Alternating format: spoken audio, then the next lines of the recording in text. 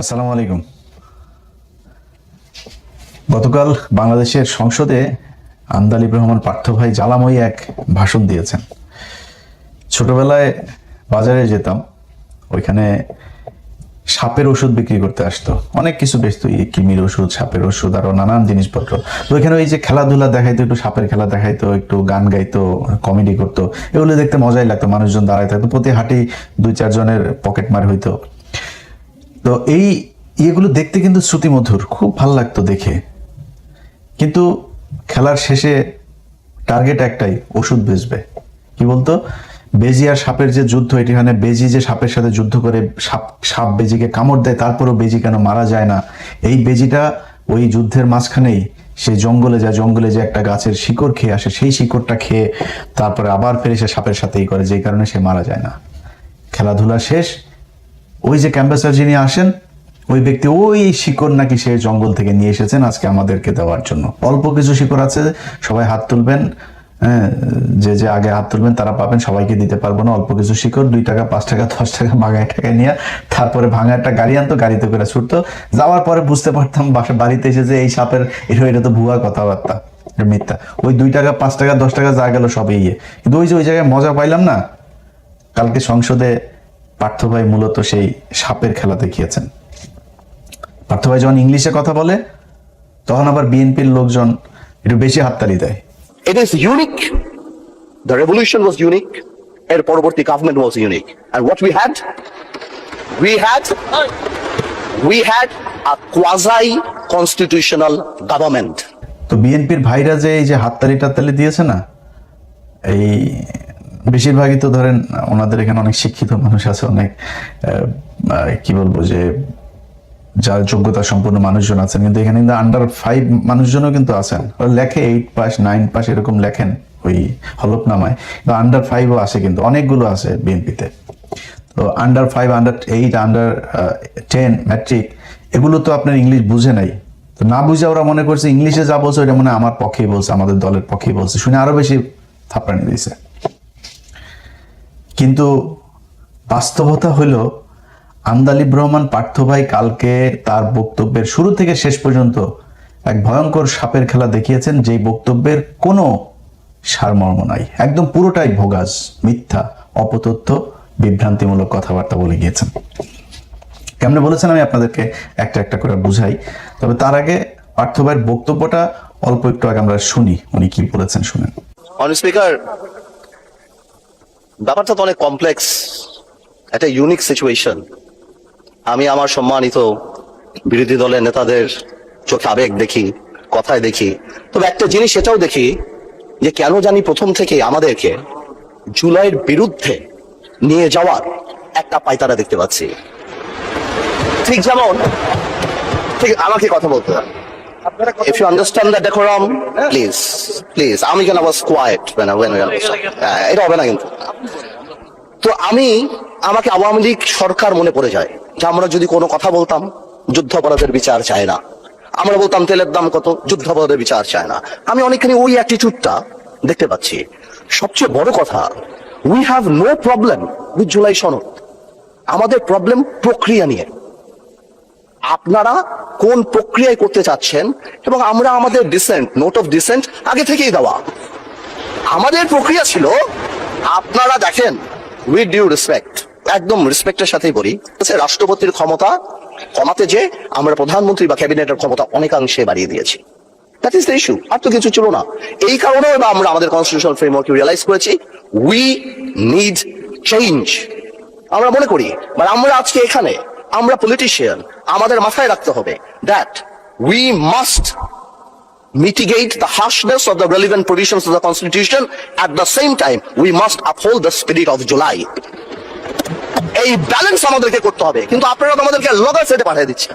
আপনার এখানে যারা বসা, আমার মাননীয় প্রধানমন্ত্রী কত বছর এক্সাইল, পাশে আমাদের মাননীয় এলজিআরডি মন্ত্রী কয়বার জেল খেটেছে, তার পাশে আমির খসরু সাহেব একসাথে জেলে ছিলাম, তার পাশে সালাউদ্দিন সাহেব কতদিন বিদেশে ছিল, এমন একটা ভাব কত বছর বিদেশে ছিল। এখানে আমরা যারা আছি, আমরা সবাই জুলাই যোদ্ধা। আপনাদের বিরোধী দলীয় সম্মানিত মাননীয় আমাদের যে বিরোধী দলীয় নেতা, উনি ওনার ভাষায় এত সুন্দর করে আমাদেরকে রেকগনাইজ করেন, কিন্তু যখনই ফ্লোর আপনাদের হাতে চলে যায় আপনারা আমাকে অ্যাটাক করেন অ্যাজ ইফ আমরা জুলাইতে আমাদের কোনো কন্ট্রিবিউশনই নাই। একদিন এক ভাই দাঁড়িয়ে বললো, গতকালকে সম্মানিত সংসদ সদস্য দাঁড়িয়ে বললো যে আমাদের এখান থেকে বলা হয়েছে এই আন্দোলনের সাথে আমাদের সম্পৃক্ততা নাই। অফকোর্স আমরা এই কথা বলেছি, because it was politically correct. We never wanted to give it a political face. আমরা চাচ্ছিলাম ছাত্র আন্দোলন বা যেই কোটা আন্দোলন হচ্ছিল এভাবে যাক। এই রেভলিউশনকে আমরা শ্রদ্ধা করি। 17 বছর আমরা কষ্ট করেছি এখানে, আমার ভাইয়েরা অনেক বেশি কষ্ট করেছে। আমরা জেলে গিয়েছি, আন্দোলনে ছিলাম, 20 দলে ছিলাম, 4 দলে ছিলাম, অনেক আগে থেকে। আমরা চাই না, কিন্তু এই যে একটা প্রক্রিয়া, সংবিধানকে ছুঁড়ে ফেলে দাও, সংবিধানকে ছুঁড়ে ফেলে দাও। সংবিধানকে ছুঁড়ে ফেলবো কেন? সংবিধানকে মনে করায় দেয় যেটা 71-এর পরাজয়ের দলিল। আমি সংবিধান কেন ছুঁড়ে ফেলে দেবো? এই সংবিধান দিলে গাত্রদাহ কেন হবে? এত গায়ে লাগবে কেন? If I don't like it, there are relevant provisions within the constitution যে আমি পরিবর্তন করতে পারি।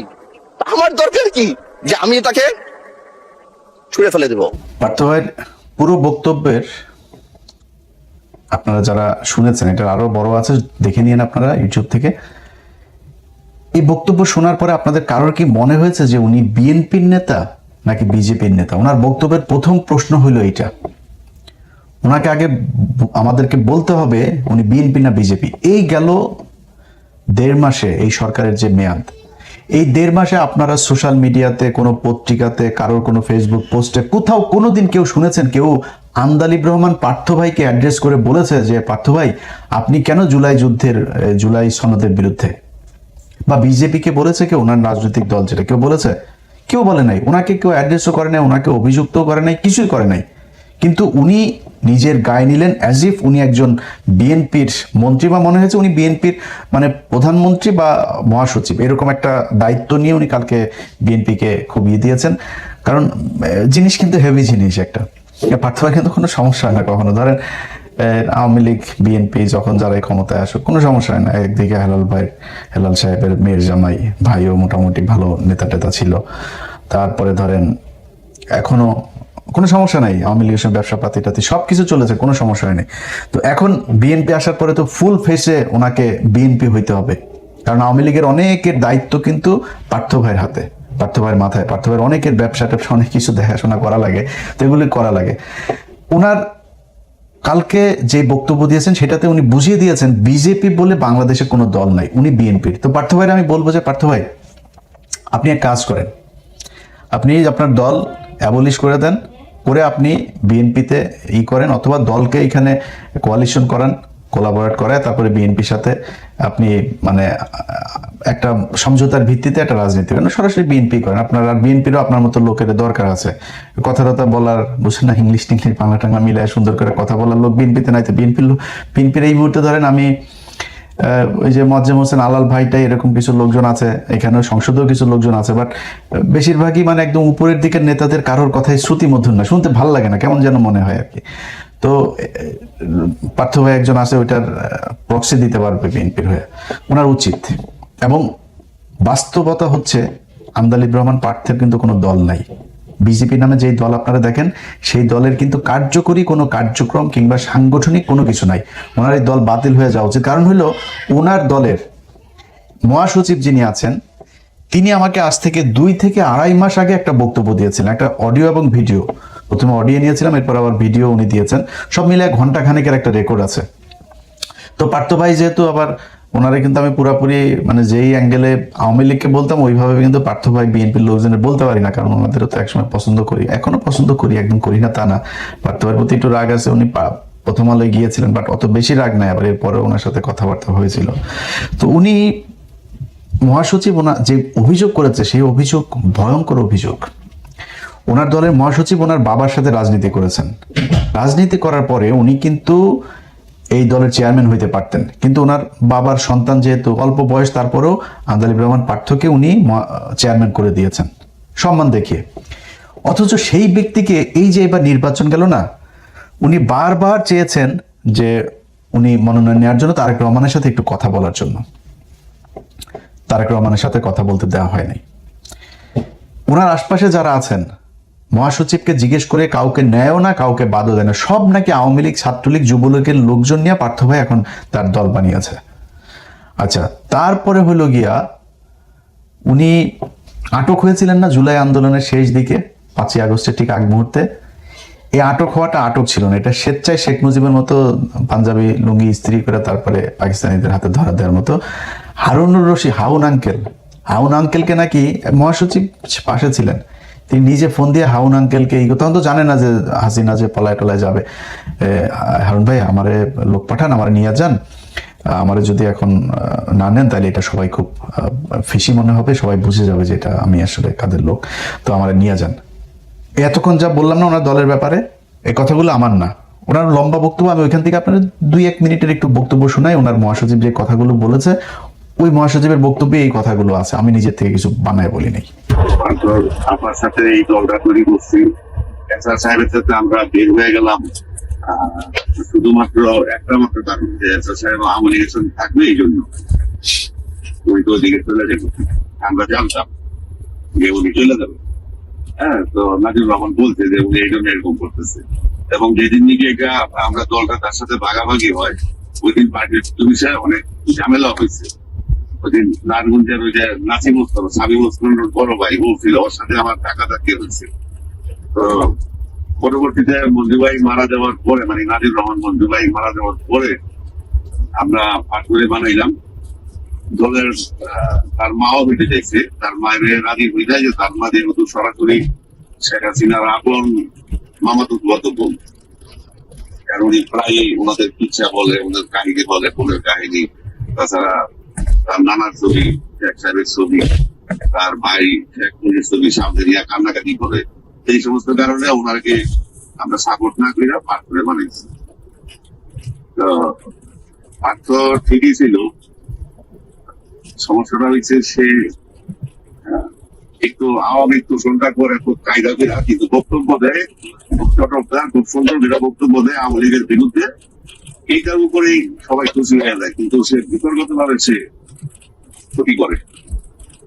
এটা আমি দলের সেক্রেটারি হিসাবে আমি যেভাবে বুঝি, বা আমার দলের লোকজন যেভাবে বুঝে, এটা তো আর সবাই বুঝবো না, বা আমরা যেটা দেখি নিজের চোখে। আর আমি বলছি আর কি, এইবারও তাই বলছি। তো আমাদের বলতেছে, আমার চাচা বলে যে না বাবার সাথে রাজনীতি করছি, চাচা তোমরা যাই বলো, আমি কি এখন আত্মীয়তার অস্বীকার করে পারবো না। আমি আওয়ামী লীগের গালিগালাজ করি, আমার রাজনৈতিক না করলে তারা আমার পুরোই থাকবে না, অবস্থান থাকবে। কিন্তু তারা যদি বিপদে পড়ে, আমি যদি তাদের সাথে তখন সম্পর্ক নষ্ট করে দিই, এটা তো ধর্মেই তো নিষেধ আছে যে আত্মীয়তার সাথে সম্পর্ক চিন্তা করা যাবে না, আমার দোষ। হ্যাঁ, আর দলের কমিটির ব্যাপারে সে ইদানিং যেহেতু সে আওয়ামী লীগের লোক আর গোলার লোক, এর বাইরে আর কাউরে তেমন ই করতে চায় না, যার জন্য উনি এককভাবে সই করে।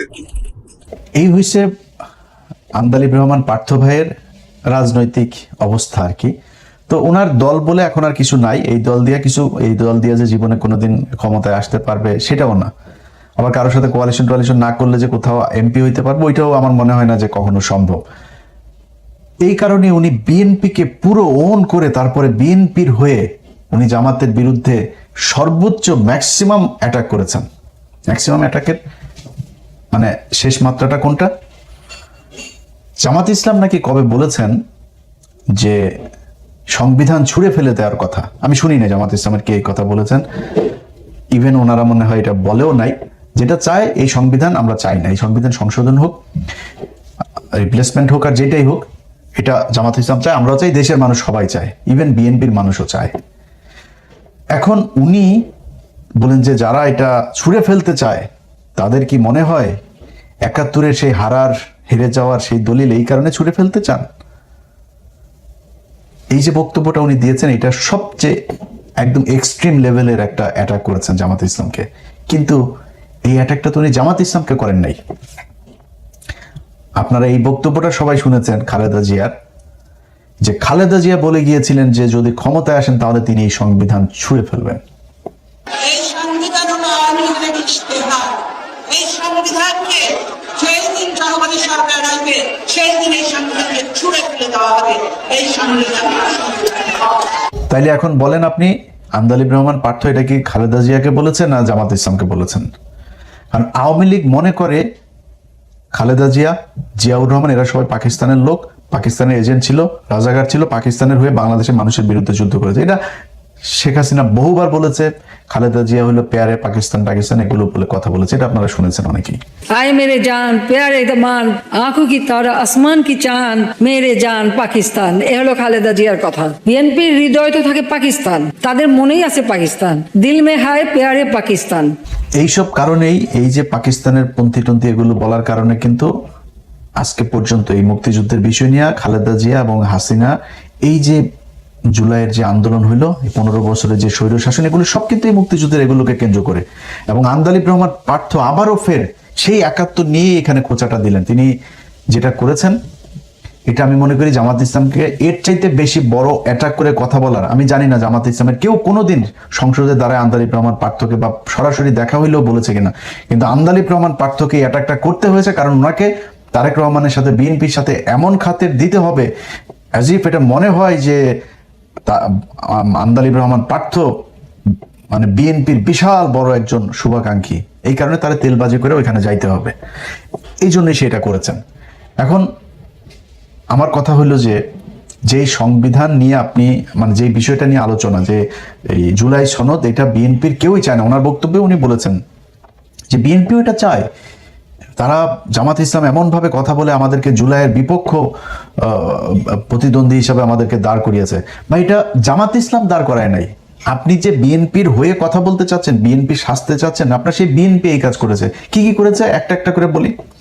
নির্বাচনের আগে ভারতীয় পত্রিকা আনন্দবাজার থেকে শুরু করে NDTV, India today, Indian express, Times, এরা সবাই কি বলেছে যে তারেক রহমান ভারতের সাথে কথা বলে এসেছে এবং তাদেরকে সেই নিশ্চয়তা দিয়ে এসেছে যে তারেক রহমান বাংলাদেশে গেলে হাসিনার রাজনীতি আবার আওয়ামী লীগকে স্বাভাবিক রাজনীতি করতে দিবে, হাসিনার বিরুদ্ধে সব মামলা তুলে নিবে।